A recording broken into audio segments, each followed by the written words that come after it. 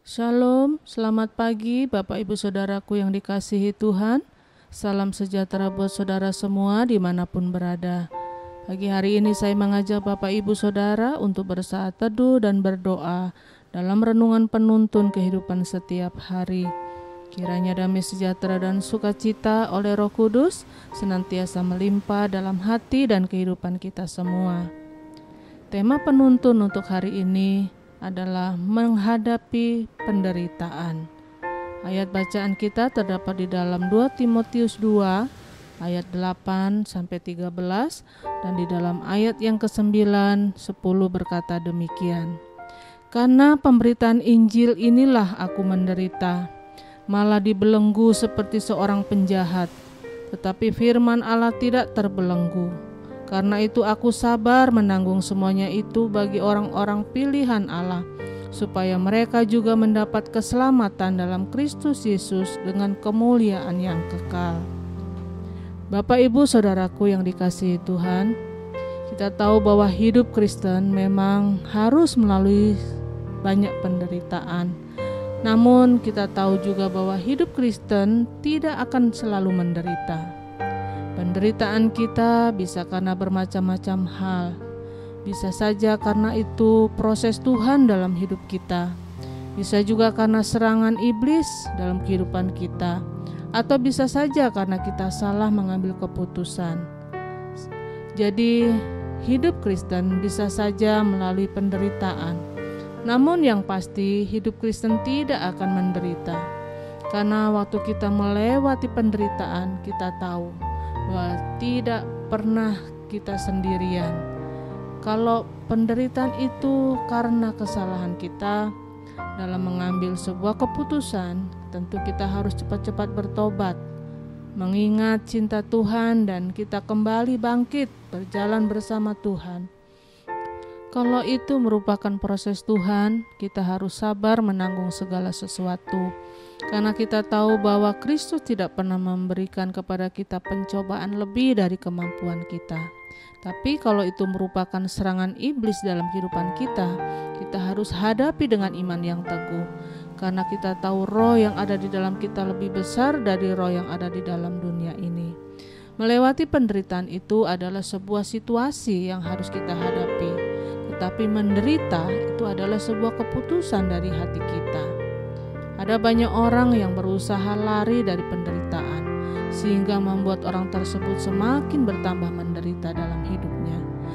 Tetapi waktu kita berani menghadapi penderitaan dengan iman yang teguh, maka kita tahu bahwa Allah kita tidak pernah mengecewakan dan membiarkan kita hidup dalam penderitaan terus-menerus.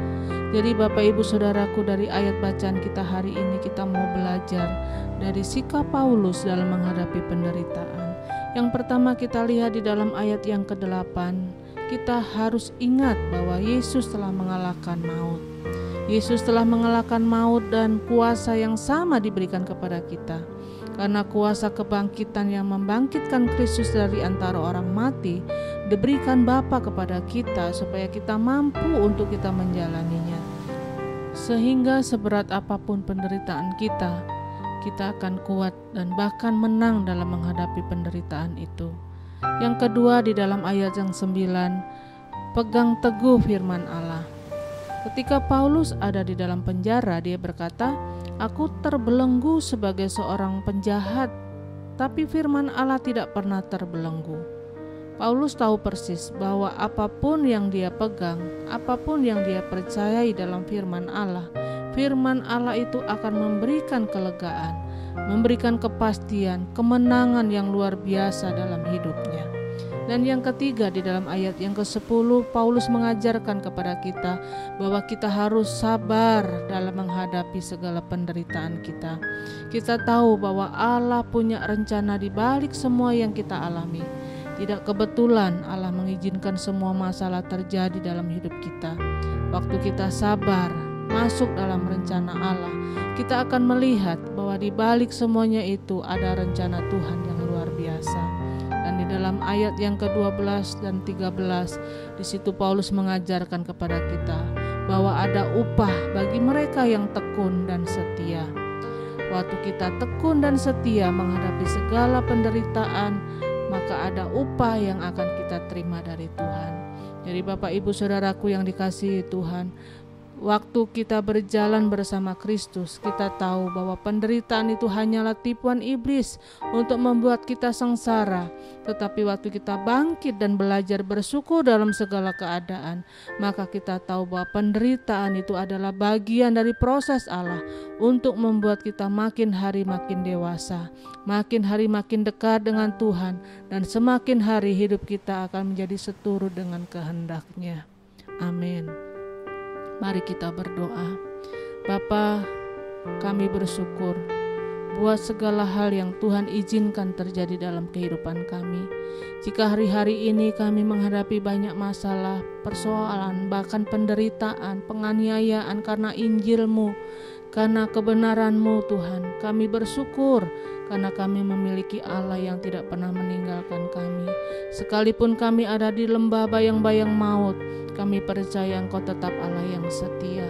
Karena itu biarlah Tuhan pegang tangan kami, agar kami terus teguh di dalam kami melangkah, dan kami boleh melihat kebenaran-Mu dinyatakan, janji-Mu dinyatakan dalam hidup kami, dan hidup kami boleh mempermuliakan nama-Mu.